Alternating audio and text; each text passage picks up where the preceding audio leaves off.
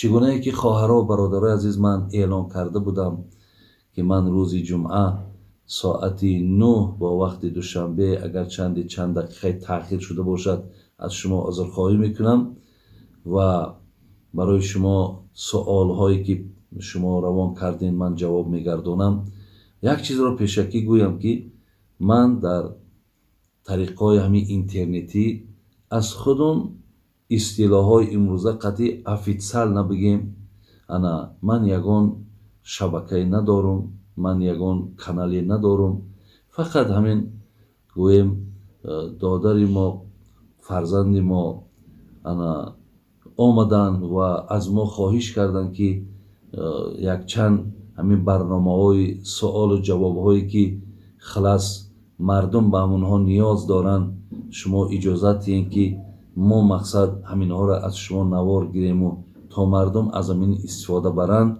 من به همین بنده خدا رخصت دادم که انا میلش آمده مقصد من به سوال های شما جواب میگردانم تا برای من همون اجرش برای من همون ثوابش انشاءالله کفایت میکند.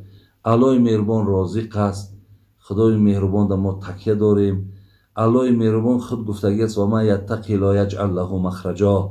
شما اگر خواهید که دستان پر شود، اگر شما خواهید که دسترخوان هاتون پر شود، اگر شما خواهید که پیش کس و ناکس متهم و محتاج نشوین، ترسی مرا پیشه بگیرین، از من بترسین. من مقصد هیچ وقت شما را محتاج کسی نمیگردانم. الحال میپردازیم با سوال هایی که مقصد بر ما فرستاده شد. من میخوانم و انشاءالله برای شما اینا را جواب میگردانم. سوال هایی که آمده است: یکم، آیا در ماه رمضان زبنای پسته میگیم یا همون خمیرهایی که برای دندانه ها میمالن یا اینکه مسواک زدن؟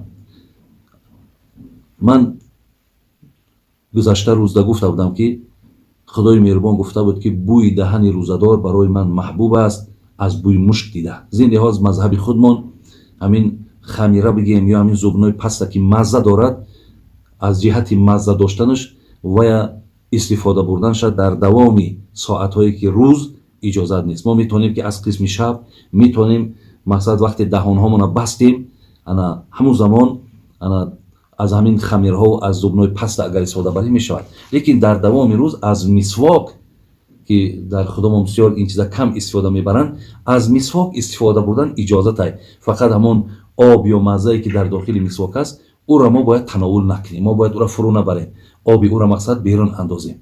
لیکن برای اگر بسیار ناراحت باشیم که دهانمون بوی میکند، از همون مسواک چوب استفاده بریم اجازت است.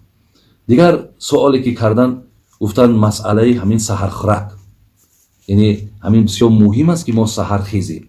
یعنی بسیاری آدمی هست که در قسم سحر خیستن برای مشکل است یا در سحر اشتها ندارد.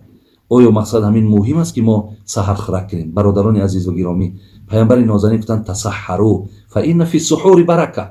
شما سحر خوراک بکنید زیرا در سحر خوراک برکت ها هست. پیامبر نازنین گفتن که روزه ما از روزه اهل کتاب، یعنی مردمی که پیروی از تورات موسی و از انجیل عیسی میکنن، فرقش در همین سحر خوراک است.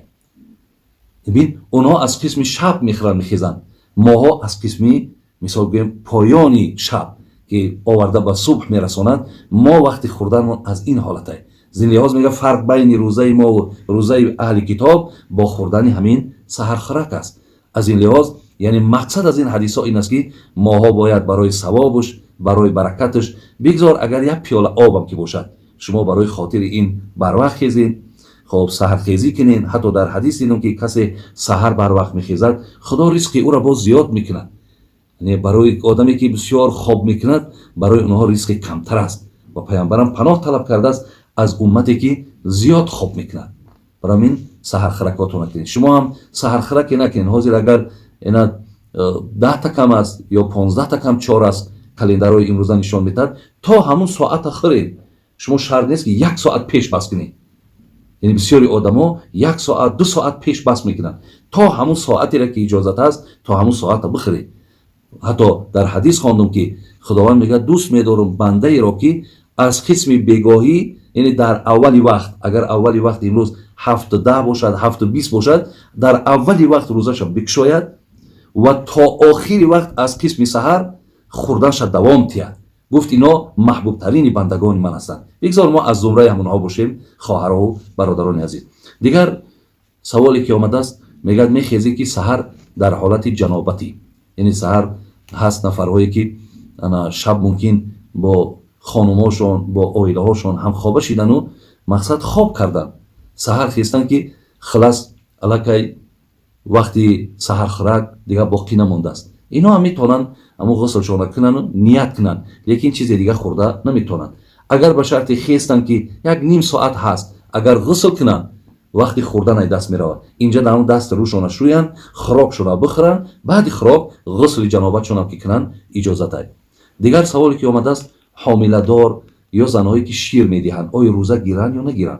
شریعت برای اینها خواهرای عزیز اجازت داده است که زنی که حامله است اگر خوف برد که من روزه گیرم یگان زیانی به فرزند میرسد، یا زنهایی که شیر دهنده اند خوف میبرد که روزه گیرم خلاص شیر از حساب غذا که هست شاید شیرم کم شود، الله اینها را اجازت داده است که شما روزتون بخورید.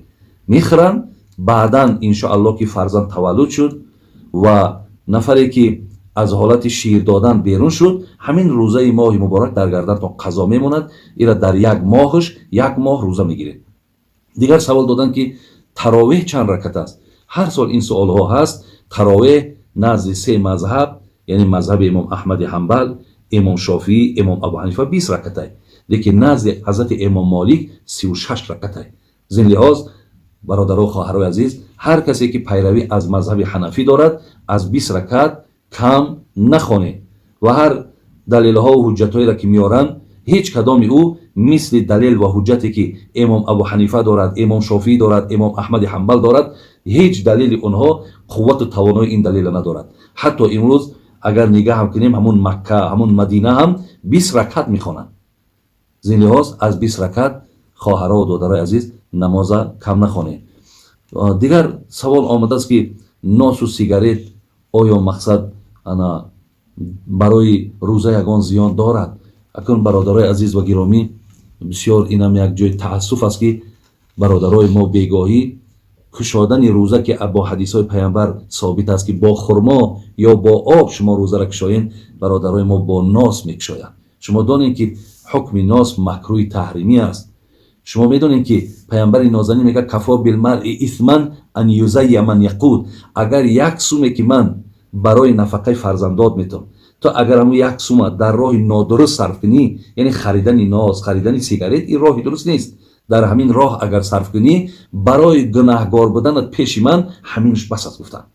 زین لحاظ اولا من شما ها را مقصد این ماه خودش یک ماه تربیه است، یا ماهی هست که آدم ها باید ای دروغ گفتن، مردم ها باید که از مقصد ریبا خوردن، مردم ها باید که از پاره خوردن، مردم ها باید که از ظلم و خیانت و دیگر خیصت هایی که رذیل است باید در این یک ماه از این عمل ها دور باشن و وجود اونها عادت کند که اینها هم یک آدمی نیک و آدمی خوبی شود.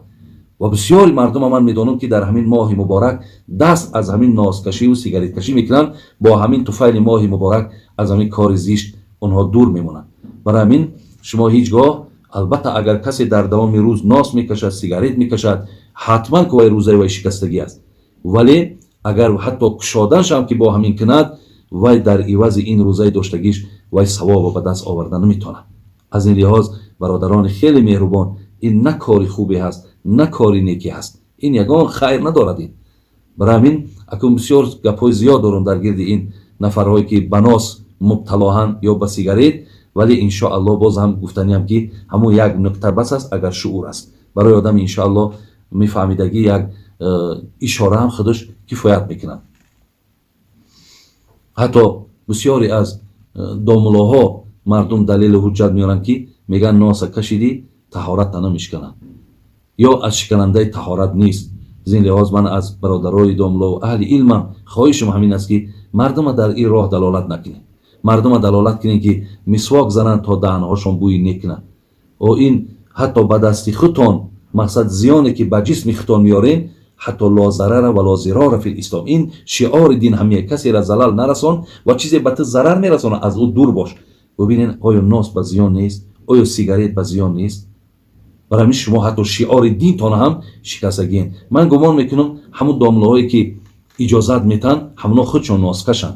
برای همین اونها یعنی خداشون در شریعت نه، شریعت در خودشون راست کردگین. از این لحاظ این مسئله نیست که کسی برای شما اجازت یکی مقصد زیانی ندارد، ضرری ندارد. دیگر گفتن که همین ماه رمضان 3 روز است، لیکن همین را که روزهای اساسیش نمیدانند برای همین ما 30 روز روزه میگیریم. این هم خطا هست، زیرا قرآن میگه شهر رمضان. شهر گفتن ماه را میگن، یعنی ماه عبارت از 29 و از 30 روز میشود.